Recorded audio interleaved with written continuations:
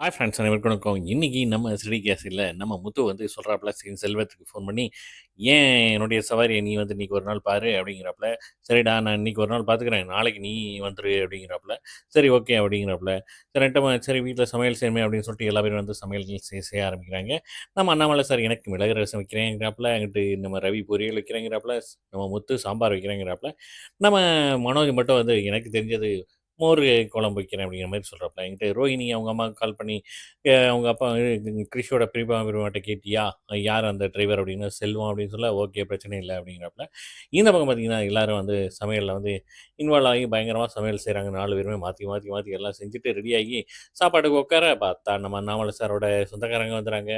பார்த்தா எங்க இது மீனா இல்லையா? அப்படின்னு வந்து கேட்க, இல்ல எல்லாரும் வந்து வெளியில அவங்கவங்க வேலைக்கு போயிருக்காங்க. அதாவது கொஞ்சம் டூர் போயிருக்காங்க அப்படிங்கிற மாரி சொல்லிறாப்புல.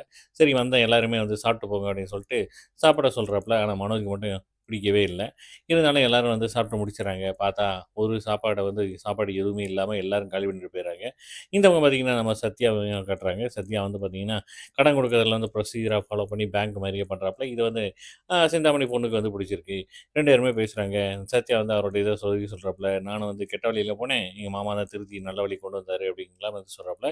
சி சிந்தாமணி மகளும் சொல்ல வர வேண்டாங்கிறாப்புல.